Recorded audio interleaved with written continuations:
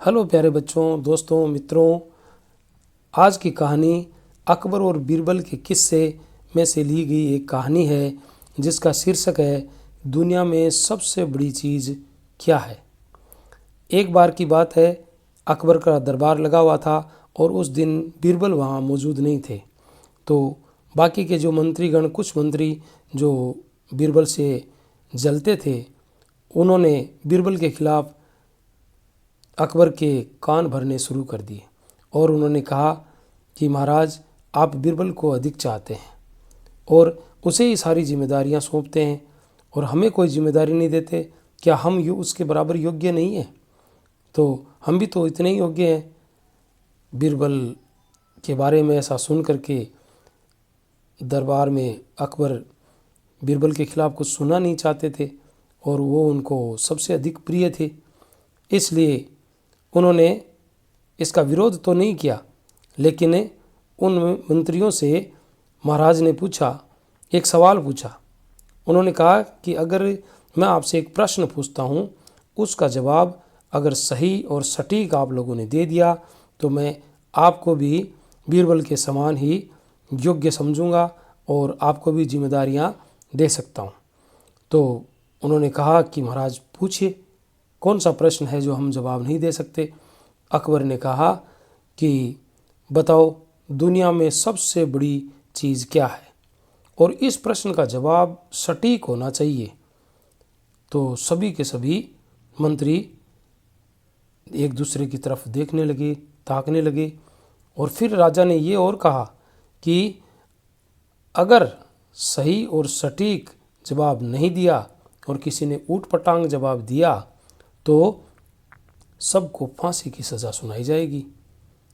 सभी के सभी मंत्री घबरा गए, लेकिन थोड़ी देर बाद में वो संभल करके और बादशाह अकबर से बोले कि ठीक है महाराज, हम इस प्रश्न का जवाब दे देंगे, लेकिन हमें कुछ दिनों की मोहलत दी जाए।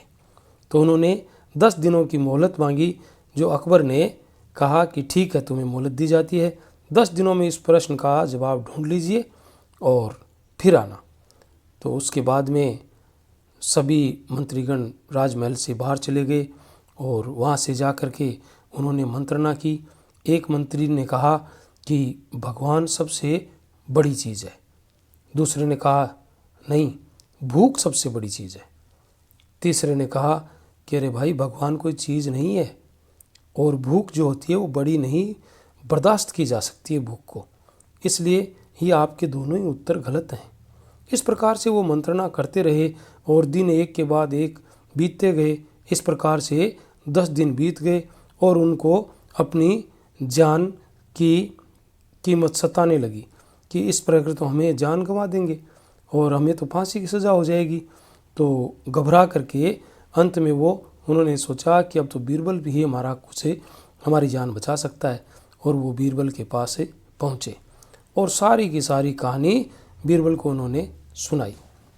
बीरबल ने कहा कि कोई बात नहीं है, इसका उत्तर मैं बता दूंगा, लेकिन इसके लिए आपको जो मैं कहता हूँ वैसा करना पड़ेगा। सभी ने हामी भर दी, बोले ठीक है, आप जो कहेंगे वैसा ही करेंगे। तो बीरबल ने एक पालकी का इंतज़ाम किया और बोले कल दरबार में चलना है। तो पालकी का इंतज़ाम हो गया। तो 2 जनों को तो पालकी को उठाने के लिए लगा दिया और एक मंत्री को बीरबल ने कहा कि तुम मेरा ये हुक्का संभालो, और चौथे व्यक्ति को कहा कि तुम मेरे ये जूते उठा लो, और खुद स्वयं जो है उस पालकी में बैठ गए। और उन्होंने बीरबल ने कहा कि अब सीधे राजमहल की तरफ ले चलो।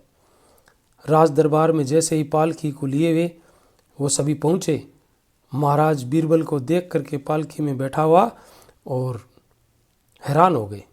उन्होंने कहा, बीरबल ये क्या है? इतने में बीरबल तपाक से बोले, महाराज, आपके प्रश्न का जवाब गरज है। आपने कहा कि दुनिया में सबसे बड़ी चीज़ क्या है, तो सबसे बड़ी चीज़ गरज है, आवश्यकता है, पीक है, ज़रूरत है। महाराज बीरबल के उत्तर को सुन करके मुस्कुरा दिए और महाराज ने कहा कि तुम्हारा उत्तर बिल्कुल सही है। सारे के सारे मंत्री भी शर्मा गए, एक दूसरे की तरफ देखने लगे। इतने में इस प्रकार से सारे मंत्रियों ने बीरबल की योग्यता को मान लिया। तो बच्चों, कैसी लगी ये कहानी? अगर पसंद आई हो तो लाइक कीजिए, शेयर कीजिए और कमेंट कीजिए। इस कहानी से हमें शिक्षा क्या मिली? इस कहानी से ये शिक्षा मिलती है कि हमें दूसरों की योग्यता पर जलना नहीं चाहिए, बल्कि हमें अपने आप को और अधिक बेहतर बनाने के लिए सीखते रहना चाहिए। धन्यवाद। Thanks for watching. Thank you.